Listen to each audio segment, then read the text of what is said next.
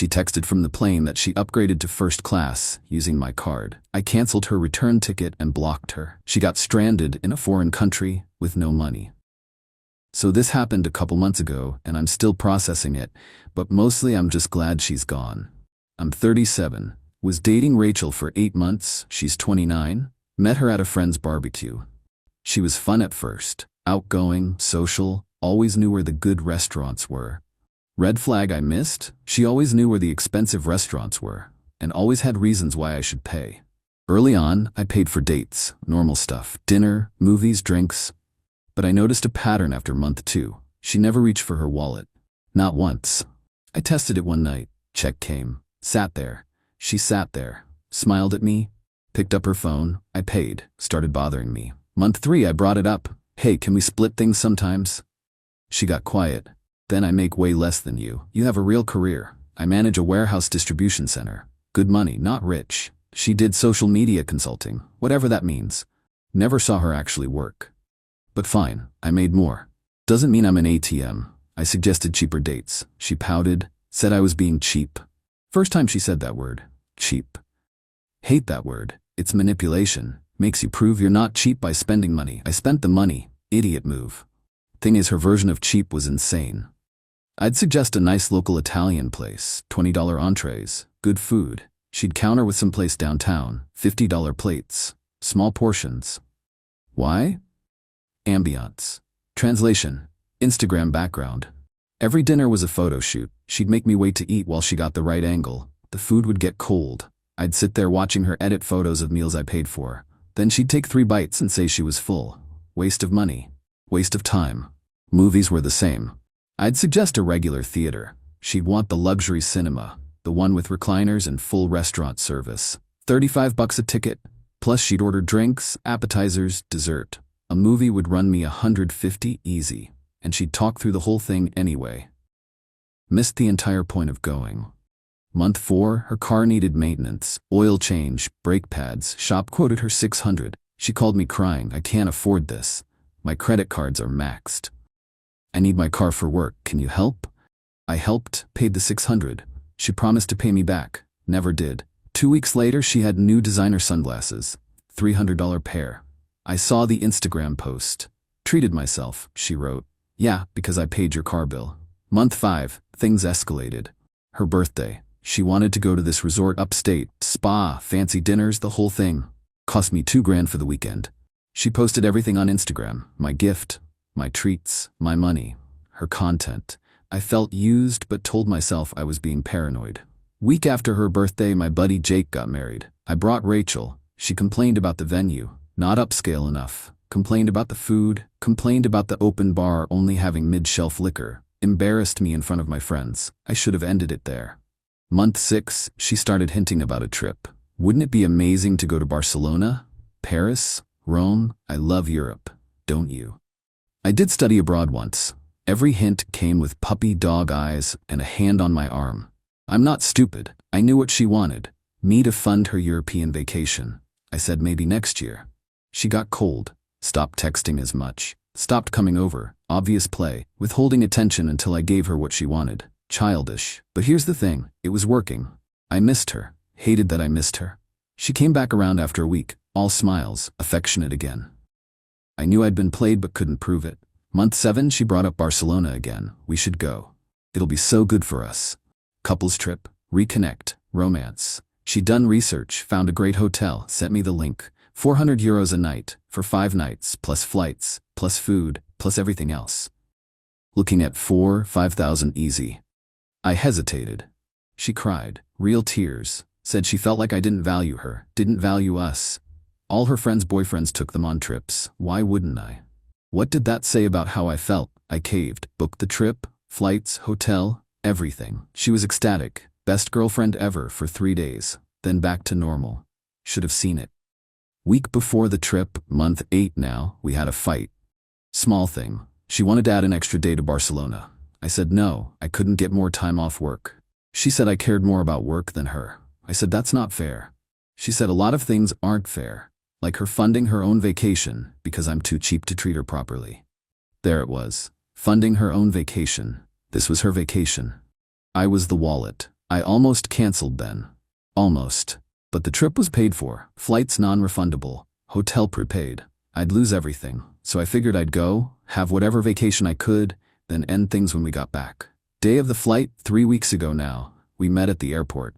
I'd flown plenty, knew the drill. Check-in, security, gate, easy. Rachel was in a weird mood, giddy, extra affectionate, should have known something was up. We checked our bags, I'd booked economy. I'm not flying first class to Europe on a vacation I already didn't want to pay for. Rachel knew this. We discussed it. She said she was fine with economy. Lied, obviously. We went through security separately, different lines. Met at the gate. She was on her phone. Smiling, texting someone. Who? Her friend Casey. Okay. Didn't think much of it. Boarding started. Group 1. Business and first class. Rachel stood up. I looked at her. We're not boarding yet. She smiled. I upgraded. What? I upgraded my seat. To first class. How? Don't worry about it. Rachel, how? I used your card, the one you gave me for emergencies. I had given her my credit card number once. Her car broke down, needed a tow. She was an hour away. I gave her my card over the phone to pay the tow company. Told her to delete it after. She said she did. She didn't. You what? I used your card. Just for the upgrade. It's only like $600. You'll barely notice. I stared at her. People were boarding. She was in line. You're kidding. No. Why would I be? We're on vacation. I deserve to be comfortable. You can sit and coach. I'll see you in Barcelona. She walked away. Boarded the plane. Left me standing there. I sat down, pulled out my phone, logged into my credit card account. Sure enough, charge from the airline. $673. Posted 20 minutes ago. While we were in the airport, she'd upgraded herself and said nothing until it was done. I sat there for 10 minutes. Boarding continued. Group 2, 3, 4. Finally my group. I walked onto the plane, passed through first class. Saw her. Seat 2A, champagne already in hand. She saw me. Smiled, wiggled her fingers, little wave. Enjoy coach, babe. I kept walking. Found my seat. 34B. Middle seat. Between a guy who smelled like onions and a lady with a screaming toddler. Perfect. 7-hour flight. I had 7 hours to think. Here's what I thought about. 8 months of paying for everything. Her never offering. Her calling me cheap when I hesitated. Her crying to manipulate me. Her cold shoulder routine when she didn't get her way. The Instagram posts taking credit for my money. This trip I didn't want to take. And now this. Stealing my card information. Spending my money without asking. Abandoning me to sit in first class alone. Not a partner, a leech. 2 hours into the flight, I made a decision. Pulled up my phone, used the Wi-Fi I'd paid $8 for, logged into the airline website, found our reservation. 2 tickets, outbound, Barcelona to home city 5 days from now. I canceled her return ticket, just hers. Mine stayed active. Cancellation fee was $200. Didn't care. Worth it. Her ticket canceled. Refund would hit my card in 5 to 7 days. Then I opened my credit card app, reported the $673 charge as unauthorized. Explained I'd given my card info for a one-time emergency. The cardholder used it without permission for a personal upgrade. Fraud dispute filed. They said they'd investigate, likely would rule in my favor, credit me back within 10 business days. Then I blocked her number, blocked her on every social media. Instagram, Facebook, all of it. Blocked her friend Casey too, anyone who might try to contact me on her behalf. Then I messaged my buddy Jake. Hey, if Rachel tries to contact you or anyone else to get to me, tell her not to bother. We're done. He responded immediately. What happened? I'll tell you later. Just don't help her with anything. He said understood. I sat back, watched a movie, ate the sad sandwich they gave me. Felt calm, felt good actually. Landed in Barcelona 7 hours later. She was at baggage claim, saw me, smiled. Wasn't that flight amazing? First class is so worth it. You should have upgraded too. I said nothing, grabbed my bag, started walking. She followed. Ethan, you okay? You seem mad. Still nothing. Ethan, come on. Don't be a baby. It's just money. My money. That she stole. We took a cab to the hotel. Separate bookings, but I'd coordinated arrival times when I thought we were actually a couple. Check-in was easy. I got my room key. She got hers. Rooms on different floors. Thank God. She wanted to get dinner. I told her I was tired. Going to sleep. She pouted. Fine. Be boring. See you tomorrow. Went to her room. I went to mine. Ordered room service. Ate on the balcony. Watched the city. Felt free. Next morning, day 1 in Barcelona, she texted me. Brunch, I didn't respond. She called. My phone rang even though I'd blocked her. International calls must bypass the block somehow. I didn't answer. She left a voicemail. You're really going to ignore me the whole trip?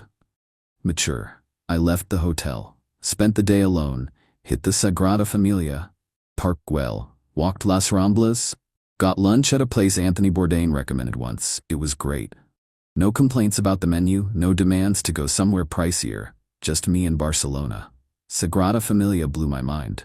I'm not religious, but that building, the way light came through the stained glass, the columns that look like trees. I stood there for an hour, just looking, taking it in, no one rushing me, no one saying they were bored and wanted to leave, just me and architecture.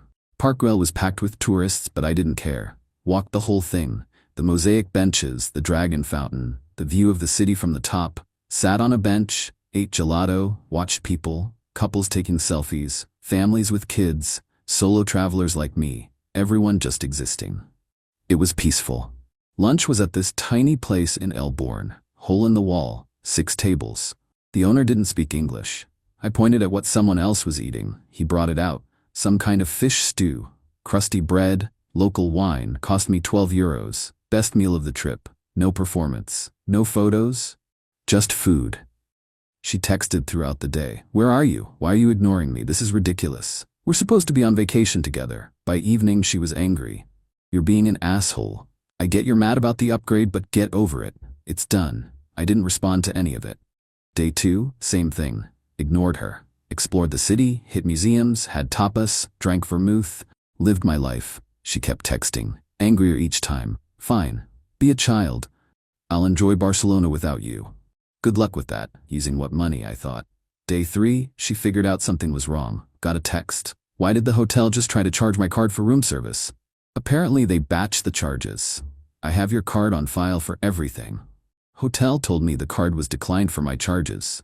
What's going on? See, I'd paid for her hotel room up front, but incidentals, room service, minibar, those charged to a card on file. She'd given them my card when she checked in.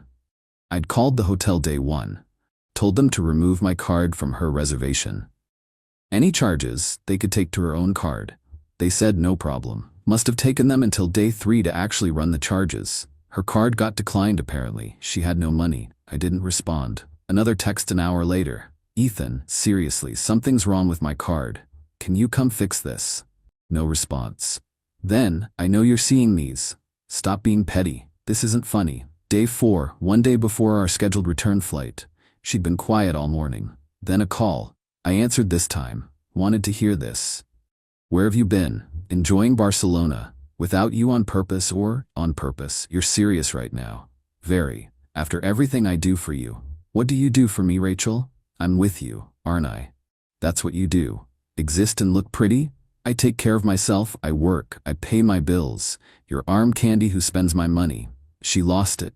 Screaming through the phone, I knew you were just a selfish asshole, using me, leading me on. You begged me to come on this trip. I told you Barcelona multiple times. You pushed, and you stole my credit card information to upgrade yourself to first class. That was for both of us. You wouldn't upgrade. So what you steal from me, it's not stealing. We're together. Yeah, we're done. I'm done. This trip is over. For you anyway. What does that mean? Check your return flight. What did you do? I canceled your ticket. You what? Day of our outbound flight, while I was sitting in 34B next to a screaming toddler. You canceled my flight home? Your flight home. Mine's still active. I leave tomorrow.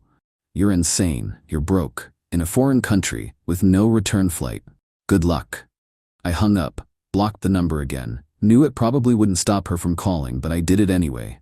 She tried calling 20 more times, all blocked. Texts came through on some app that bypassed the block. WhatsApp maybe. They were frantic. You can't do this.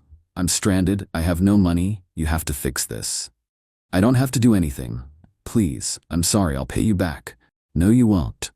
Ethan, please, we can talk about this. Nothing to talk about. I'm begging you. Beg someone else. Then Casey started texting from a different number than the one I'd blocked. Ethan, this is Casey. Rachel's freaking out. You need to help her. No, I don't. She's stuck in Spain with no way home. And? That's dangerous. So she should have thought about that before stealing from me. You're really gonna leave her there? Yep. That's messed up. So is fraud. Figure it out yourselves. I blocked that number too. Day 5. My flight home. I checked out of the hotel, grabbed breakfast, took my time. Flight wasn't until evening. I did one last walk through the Gothic Quarter, bought some gifts for Jake and a few other friends. Sat at a cafe, had cortado, read a book, got a text from an unknown number. This is Rachel. I'm at the American consulate. They said you're my emergency contact. You need to wire me money for a flight home. I deleted it, didn't respond. Another unknown number an hour later. It's me again, please. I'm scared. The consulate can only do so much. I need money for a ticket. My parents won't help. My cards are maxed. Please. Deleted. A third number. Fine. Don't help. But know you're leaving me in a dangerous situation. Anything that happens is on you. I responded to that one. You put yourself there. Own it. I went to the airport, checked in, went through security, sat at the gate, boarded, got in my seat. Same middle seat, 34B. Didn't care. I was going home. She wasn't. Flight was fine. Landed. Got my bag. Went home. Unpacked. Slept in my own bed. Woke up the next day and went to work. Life continued. Week later, I heard through Jake that Rachel made it home. Eventually, she'd called every friend, every family member. Her parents finally caved, wired her money for a flight, but they booked her on the cheapest option. Multiple layovers. Took her 2 days to get home. She'd had to sleep in the London Heathrow airport for 12 hours during a layover. Jake said she was furious, broke, embarrassed, telling everyone I was abusive and controlling. Jake asked what really happened. I told him everything. The 8 months of pain, the manipulation, the stolen card, the upgrade. He laughed, said I should have done it sooner. I agreed. Got a letter in the mail 10 days after I got back from Rachel's parents, demanding I reimburse them for the flight they bought her, $1,200. Said I'd acted irresponsibly and put their daughter in danger. They expected payment within 30 days or they'd pursue legal action. I didn't respond. Consulted a lawyer just in case. He laughed too. They have no case. She's an adult. You're not married. You didn't maroon her. She had options. She chose to use your card without permission. That's theft. They can't sue you for refusing to fix her mistakes. Send me the letter. I'll keep it on file. If they actually file, we'll deal with it. They won't. He was right. Never heard from them again. Credit card company ruled in my favor on the dispute. Credited me the $673. Fraud confirmed. I should have reported her to the police, honestly. Didn't. Just wanted her gone. Rachel tried to contact me a few more times. Different numbers, emails, even showed up at my work once. Security escorted her out. I'd warned them she might try. They were ready. She screamed at me from the parking lot. You ruined my life. You owe me. I said nothing. Went back inside. Never saw her again. Month later, mutual friend told me Rachel was dating some new guy. Some finance bro with money. Apparently she told him I was crazy, jealous, possessive, wouldn't let her have any freedom. He believed her. For now, give it a few months. He'll learn. I started dating someone new about 2 months after Barcelona. Met her at a gym. She's a nurse, works hard, pays for herself. Insists on splitting everything, refuses to let me pay all the time, says she's not a charity case. Refreshing doesn't begin to cover it. First date, coffee. Check came. She grabbed it. I said I got it. She said no, we're splitting. Insisted. We split it. $3.20 each. She pulled out exact change. That small gesture meant everything. Showed me she wasn't looking for a provider, just a partner. Second date, dinner, mid-range place, nothing fancy. She suggested it, said she'd heard good things. We ate, talked, laughed. Check came. She didn't look at me, didn't wait for me to reach. Just pulled out her card. I said, let me get this one. She said, okay, but I'm getting the next one. And she did. Next date, she paid. Whole thing. Wouldn't let me contribute. Said it was her turn. That's how it should work. Back and forth. Equal effort. Not one person funding everything while the other takes and takes and takes. We took a weekend trip last month. She booked her own flight, her own hotel room. We met up when we got there. Spent the days together. Nights separate until we were ready for that step. She didn't expect me to fund her vacation. Didn't pout when I suggested a mid-range hotel instead of luxury. Didn't call me cheap. Didn't steal my credit card. Bare minimum? Maybe. But after Rachel, bare minimum feels like a miracle. Looking back, I should have ended it at month 3. When she first called me cheap, that was the sign. But you ignore signs when you don't want to see them. When someone's pretty and fun and good in bed, You overlook things. Convince yourself it's not that bad. It's just money. You can afford it. She's worth it. She wasn't worth it. The money wasn't the point. It was the entitlement, the expectation that I existed to fund her lifestyle. That my wallet was hers. That my hard work meant her easy life. That's not a relationship. That's a transaction. And I'm not for sale. Barcelona was the best money I ever spent. Not because of the trip, because it showed me exactly who she was. And it gave me the perfect setup to walk away clean. She screwed herself. I just let her. People say I went too far. Leaving her stranded was cruel. Maybe. But she made choices. She stole my card info. She spent my money without asking. She treated me like garbage and expected me to smile and pay for it. Actions have consequences. Hers caught up with her in Spain. I don't feel guilty, not even a little. She's alive. She made it home. She's fine. Just broke and embarrassed. She'll recover. She'll find another guy to leech off. And maybe she'll think twice before stealing from him. Probably not. But that's his problem. Me? I'm good. Better than good. I'm free. Free from the constant drain on my wallet and my patience. Free from someone who saw me as a resource instead of a person. Free from the manipulation and the guilt trips and the pouting. Worth every penny of those canceled tickets. Rachel texted me one final time about 3 months ago. Different number again. I miss you. Can we talk? I responded. No. She said, I've changed. I'm in therapy. Working on myself. I want to make things right. I said, good for you. Do it for the next guy. She said, there's no one else like you. I said, I know.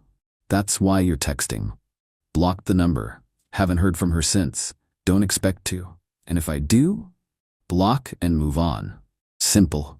That's it. That's the story. Girl used me for money, stole from me one too many times, got left in Spain with no way home, had to beg her parents for help. I went home, got my money back, and started dating someone who treats me like a person. No regrets, not one. She wanted first class. She got first class. For 7 hours. Then she got reality.